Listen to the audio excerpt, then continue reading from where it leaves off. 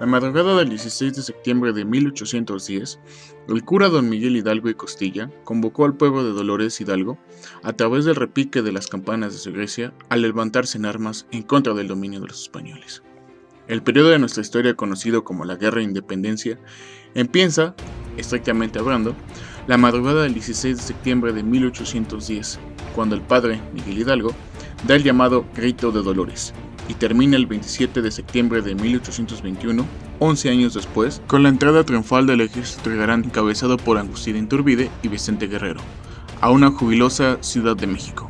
El objetivo principal de este movimiento armado y social era liberar a nuestro territorio del yugo español y que cada rincón de la colonia se olvidase por completo del concepto del virreinato.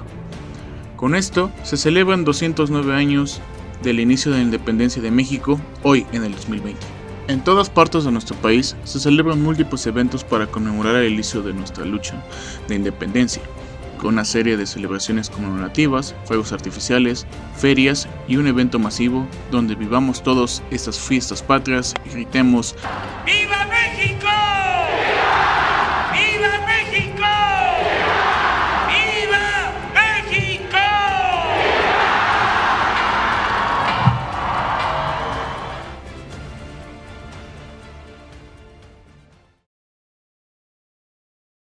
Sin embargo, en este año 2020, las cosas cambiaron 180 grados.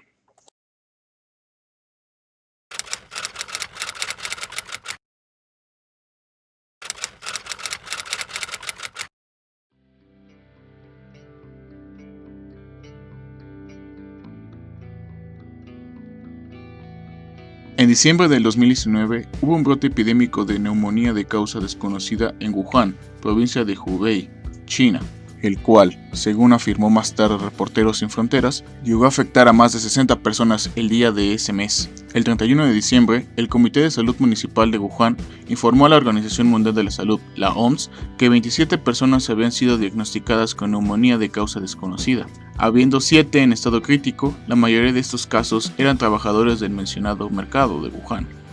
Para el 1 de enero de 2020, el mercado había sido cerrado y se había descartado que el causante de la neumonía fuera el SARS, el MERS, gripe aviaria u otras enfermedades respiratorias comunes causadas por virus. La epidemia del COVID-19 fue declarada por la OMS una emergencia de salud pública de preocupación internacional el 30 de enero del 2020. Esta produce síntomas similares a los de la gripe o catarro, entre los que se produce fiebre, tos, migraña y fatiga. En estos casos, caracteriza por producir neumonía, síndrome de dificultad respiratoria aguda, sepsis y choque séptico que conduce a cerca de 3.75% de los infectados a la muerte, según la Organización Mundial de la Salud. El 11 de marzo, la enfermedad se hallaba ya en más de 100 territorios a nivel mundial, y fue reconocida como una pandemia por la OMS. El número de los casos confirmados continuó creciendo hasta alcanzar los 500.000 casos a nivel mundial el 26 de marzo del 2020. Para prevenir la expansión del virus, los gobiernos han impulsado restricciones de viajes, cuarentenas, confinamientos, aislamiento social, cancelación de eventos y cierre de establecimientos. La epidemia está teniendo un efecto socioeconómico destructivo y el miedo a la escasez de provisiones ha llegado a compras de pánico.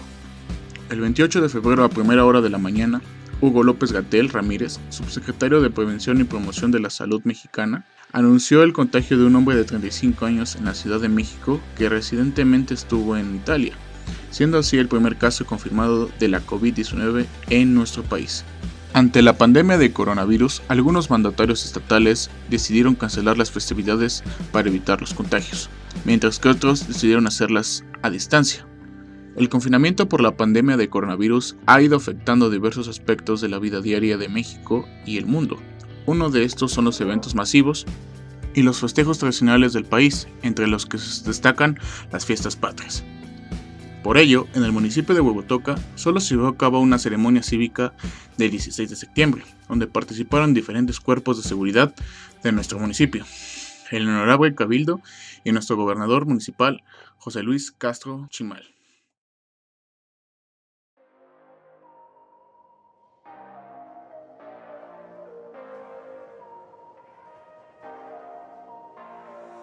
A la tarea de entrevistar a los civiles residentes y foráneos para que nos hablen de cómo fueron las celebraciones del 16 de septiembre y cómo pudieron hacerlas a pesar de la contingencia sanitaria. En realidad solamente las pasé viendo la tele o viendo el grito de independencia por la televisión. No hice gran cosa, ni siquiera hubo una fiesta ni una festejación en mi casa. Fue como un día normal de cuarentena. De hecho, el grito lo transmitieron por internet. Lo vimos por cable y pero aquí no hubo ningún evento, nada. O sea, en Tlaxcala, hasta el siguiente día yo me enteré que había habido algo así, pero muy dentro de Palacio Municipal, y no hubo invitados, no hubo nada, no hubo festejos. Y de hecho, pues fue así, nos salimos. Aquí no la vivimos, aquí convivimos, nada más pues los integrantes de la familia, que somos 5, pero no nos salimos ni convivimos con nadie más.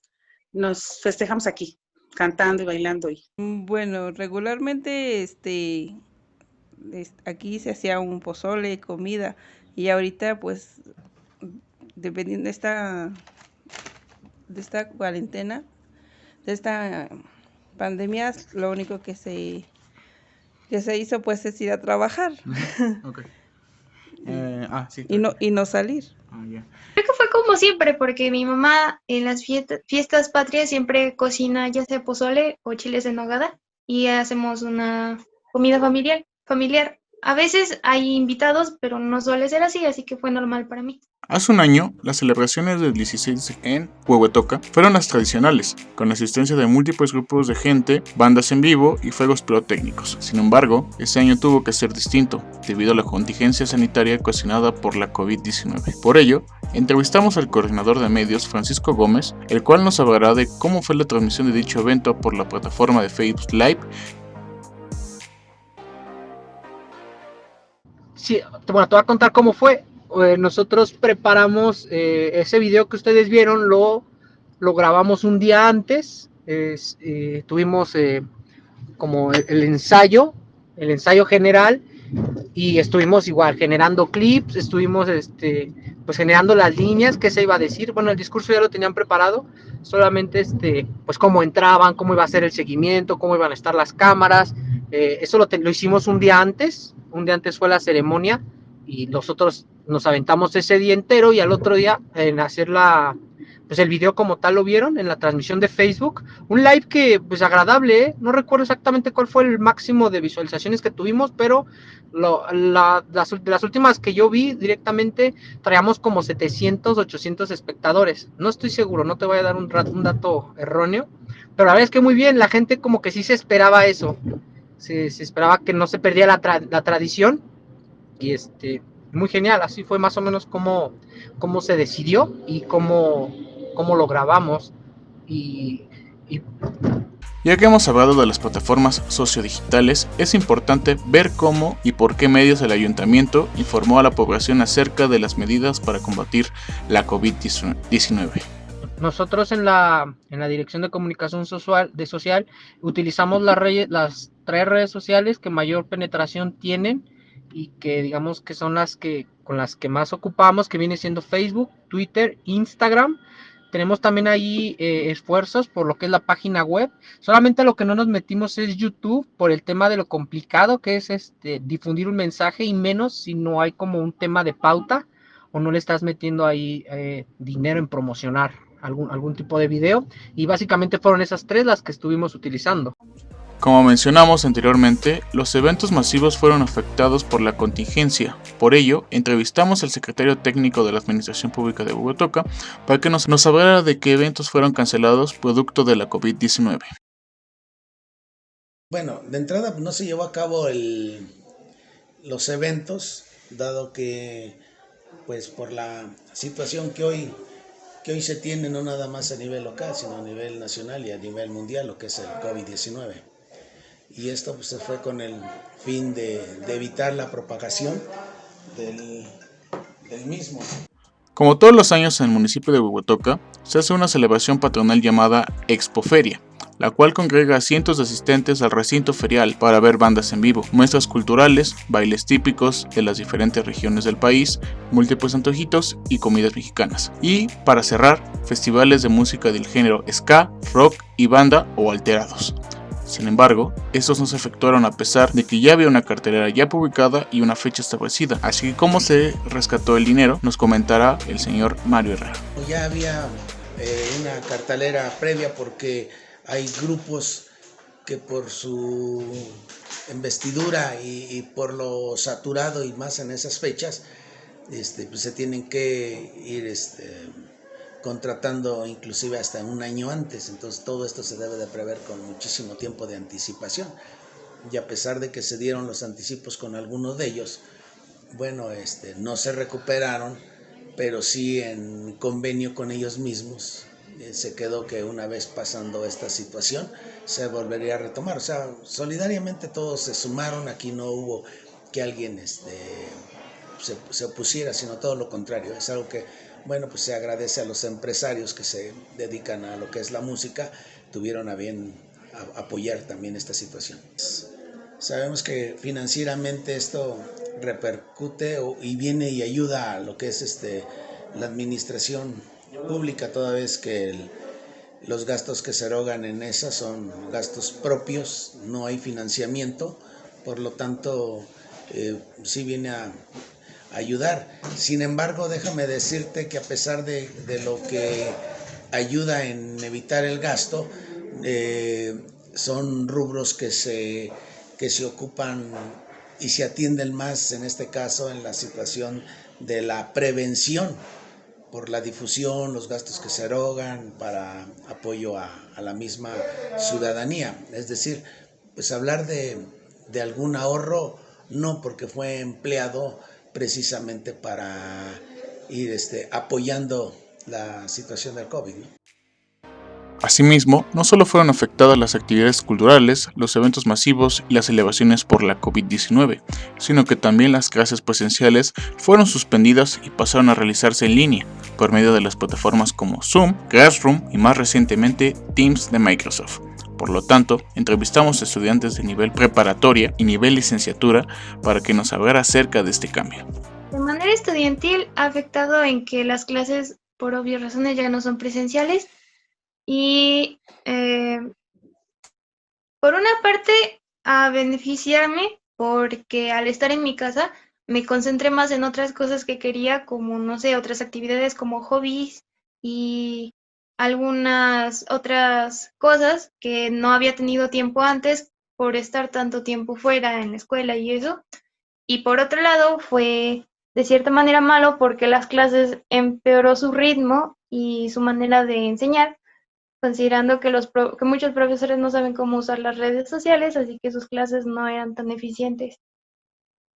Horriblemente. La forma de educación al principio no sabes cómo actuar, o sea, nunca lo vas a entender bien porque es algo nuevo para ti, es algo que tú no estás acostumbrado. Estás acostumbrado a ver un video o un blog en internet que tal vez te eduque o un documental, pero ya que sea tu clase directamente y que quieras participar o que se pueda tener que participar ahí, es muy incómodo el simple hecho de que el profesor diga alguna pregunta y no se escuche nada.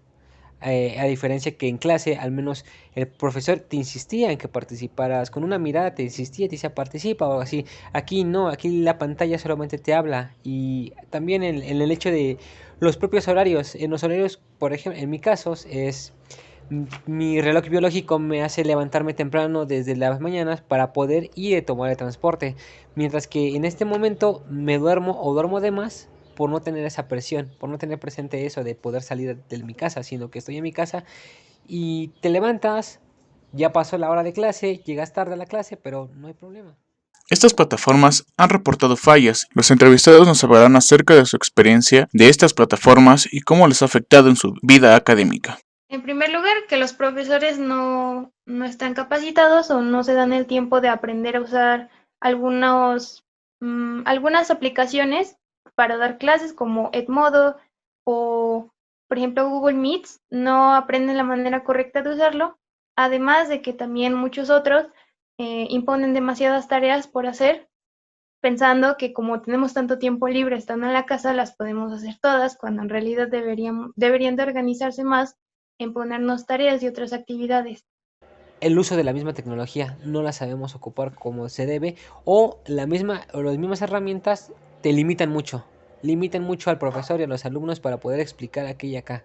Entonces es completamente horrible, porque al final quisieras tú igual generar la discusión en el mismo salón, pero la discusión no se puede salir porque al final tienes que mutearte tú mismo, mutear a los demás para que una persona hable así, mientras que en un discurso podemos bien hacerlo ordenadamente y hablar todos de la misma manera y todo estar en conjunto, mientras que en estas plataformas pues solamente se queda en el o el simple hecho de que los profesores no ponen de su parte o los mismos alumnos no ponen de su parte, sino que nos dejamos en, ok, lean estas lecturas, lean esto, aquello, y eso también está muy mal porque limita mucho. Al final, no solamente el leer es el aprendizaje en la universidad, sino es el que te enseña el profesor, el que tú hables con el profesor, el que tú debatas con el profesor. Y aquí en las clases, pues a veces no se da, no se presta. Los medios de comunicación, tanto en su vertiente tecnológica como en su dimensión cultural, fueron parte de la esencia que caracteriza a las sociedades desarrolladas contemporáneas, hasta el punto de que hoy resultan imposible comprender la dinámica política, cultural y tecnológica de nuestras sociedades, sin entender el papel que en ello juegan los modernos medios y tecnologías de la comunicación. Para concluir, es rescatable ver las ideas de mediación de las cuales se interpretan como un factor común a la sociedad y a la naturaleza. Va más allá de los medios, interpretando la cultura entre lo natural y lo artificial. Por ello, se debe destacar que la mediación ha sido importante durante la contingencia sanitaria por la transmisión de esta cultura por los nuevos canales de difusión debido a la COVID-19.